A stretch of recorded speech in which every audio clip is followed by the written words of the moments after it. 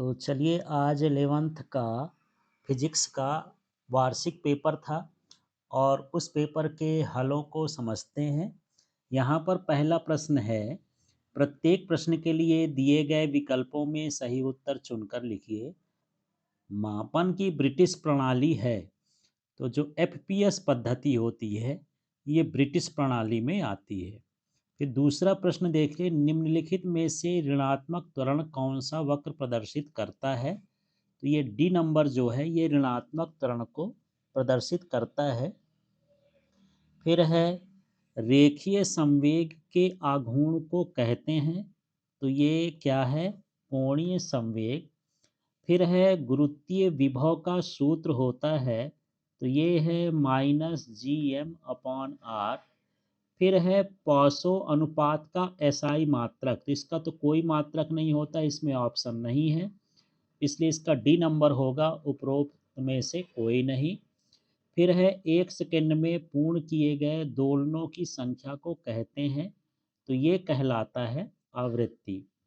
इसके बाद चलिए अब हम देख लेते हैं दूसरे प्रश्न जो रिक्त स्थान में है। 1 सेंटीमीटर भुजा वाले घन का आयतन, तो ये 10⁻⁻6 घन मीटर होता है। दो परस्पर लंबवत सदिशों का गुणनफल शून्य होता है, तो यहाँ पर अदिश गुणनफल शून्य होता है।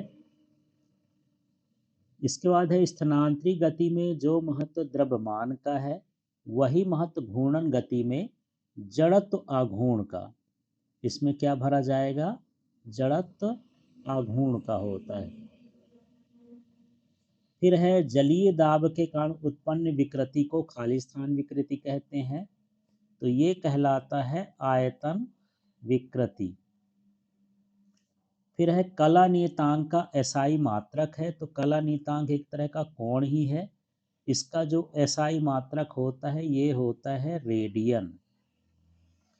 फिर यदि बाह्य आवृत्ति निकाय की स्वाभाविक आवृत्ति के बराबर हो तो निकाय में खाली स्थान उत्पन्न होता है, तो यहाँ पर क्या भरा जाएगा, अनुनाद उत्पन्न होता है।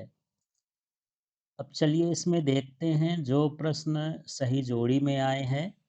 यहाँ सबसे पहले दिया है आवेग, तो आवेग जो होगा वो होगा संवेग में परिवर्तन, आवेग संवेग प्रमेय भी होता है, उसके अनुसार संवेग में परिवर्तन।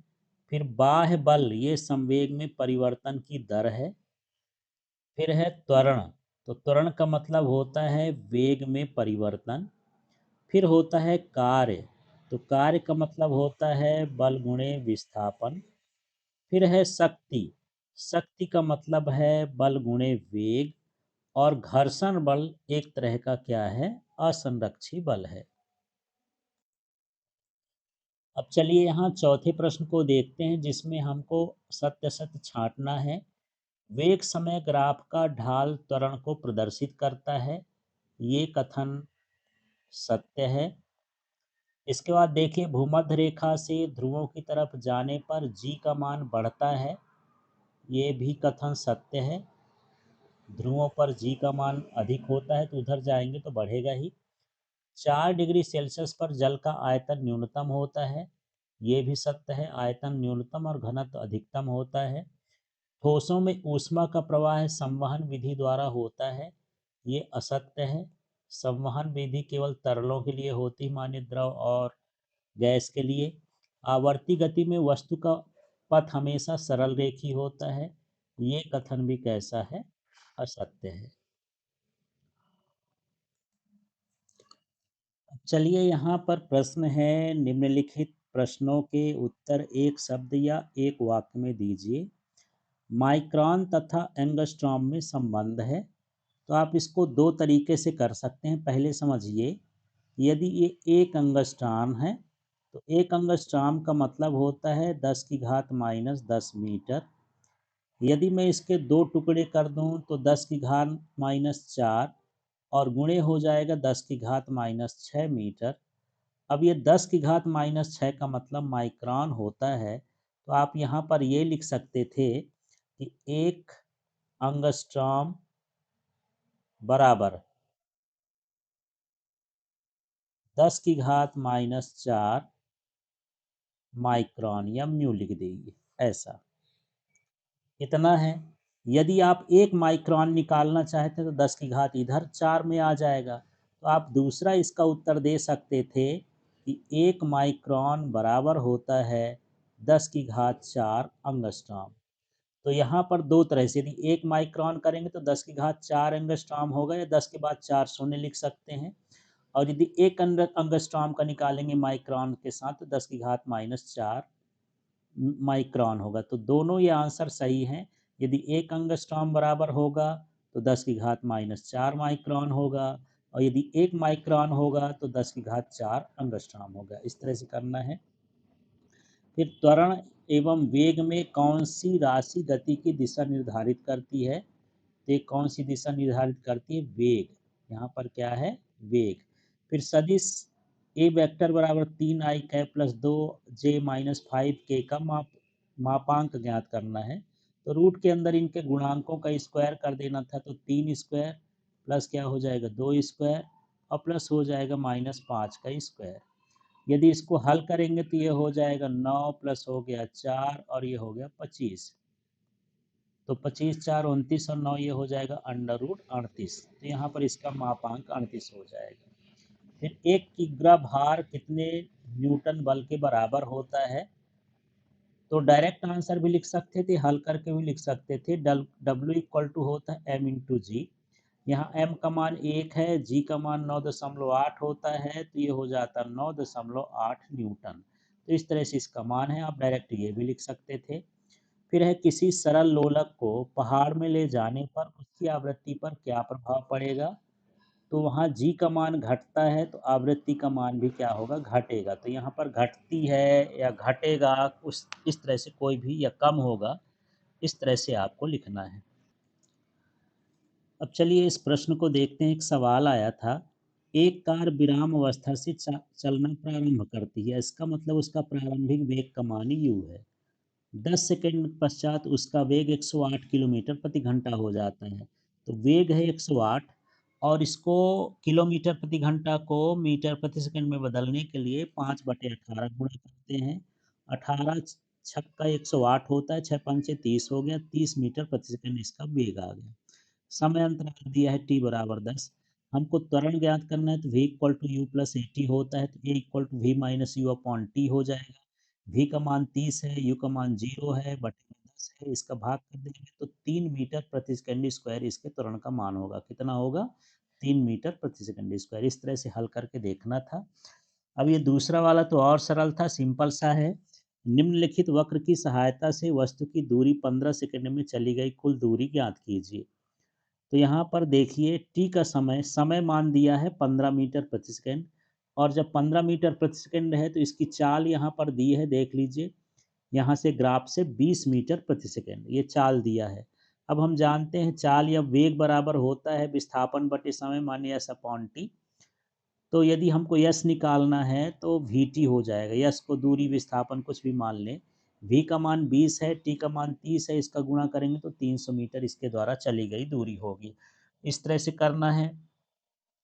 तो ये तो सरल ही आया था, न्यूटन का गति संबंधी द्वितीय नियम लिखना था। घर्षण गुणांक है, ये भी सरल ही था। कैपिटल जी स्मॉल जी में संबंध है। पलायन चाल और कक्षी चाल में संबंध है। वीन का विस्थापन नियम, न्यूटन का शीतलन नियम। सरल आवर्त गति के समीकरण y equal to 10 sine 100 pi t में y सेंटीमीटर में t सेंटीमीटर में है, तो दोलन का आयाम और आवृत्ति हमको ज्ञात करना था। तो बड़े आराम से यहाँ आयाम ये हो गया, आयाम इसका 10 मीटर हो जाएगा। ये सेंटीमीटर में है तो 10 सेंटीमीटर हो जाएगा। और यहाँ पर ये जो आवृत्ति है इसके अनुसार निकाल देंगे। यहाँ पर ओमेगा टी होता है, तो ओमेगा का मान कितना है? 100 है, तो उसके हिसाब से आप आवृत्ति भी निकाल सकते हैं। तो ये सवाल देखिए ऐसे करना था, y equal to a sine omega t, ये सूत्र होता है y equal to a sine omega t. तो यहाँ ए की जगह पर 10 है तो आयाम का मान 10 हो गया। ओमेगा की जगह पर 100 पाई है तो ओमेगा बराबर 100 पाई। लेकिन ओमेगा का सूत्र जो होता है 2 पाई न्यू होता है, या 2 पाई एफ कर सकते हैं। तो यहाँ से पाई पाई कैंसिल हो जाएगा, 2 से भाग करेंगे तो 50 हो जाएगा। तो न्यू मानी आवृत्ति है, तो आवृत्ति का मान कितना होगा? 50 हर्ट्ज।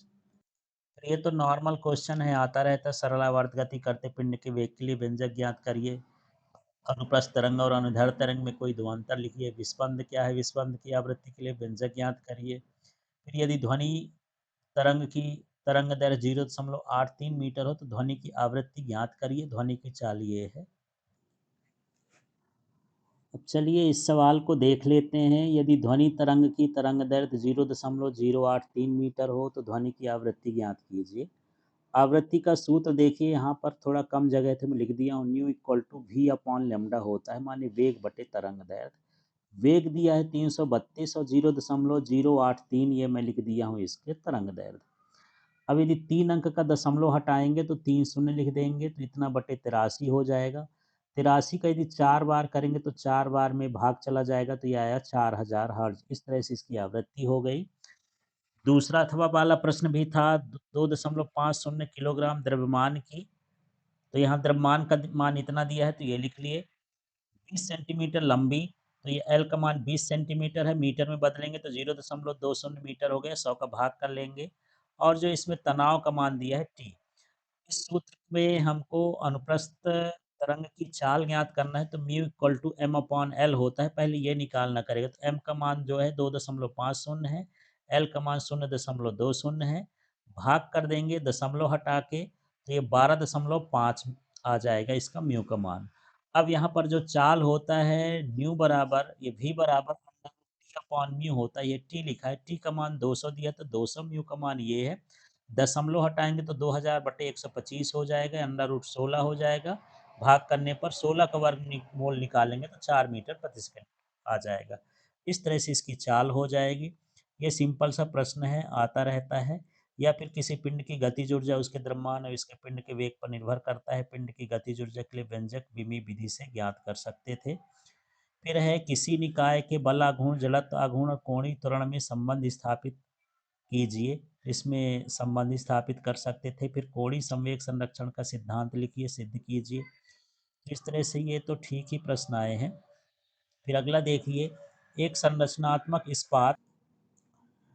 अब चलिए इस प्रश्न को देखते हैं। एक संरचनात्मक इस्पात की छड़ त्रिज्या 10 सेंटीमीटर मिलीमीटर है, लंबाई 1 मीटर है। 100 किलो न्यूटन का बल लगाया जाता है, छड़ पर प्रतिबल ज्ञात करना है। तो सबसे पहले आर का मान 10 मिलीमीटर दिया है तो यहाँ मिलीमीटर को चेंज करेंगे तो 10 गुणे 10 घात माइनस 3 मीटर होगा। एक 10 इसमें कर देंगे +1 तो 10 की घात माइनस 2 मीटर इसका आर आ गया। हम इसका क्षेत्रफल निकाल लेंगे तो पाई आर स्क्वायर होता है, तो पाई का मान 3.14 है। आर का मान ये 10 की घात माइनस 2 का स्क्वायर है तो 3.14 गुणे 10 की घात माइनस 4 मीटर स्क्वायर हो गया। अब हमको प्रतिबल निकालना है तो एफ अपॉन ए है। यहाँ पर जो है एफ का मान दिया है 100 किलो न्यूटन, तो 100 की जगह 100 लिखो, किलो का मतलब कितना हो गया 1000, तो 1000 लिख दिए। ए का मान जो ये वाला है, ये वाला ए का मान रख दिए।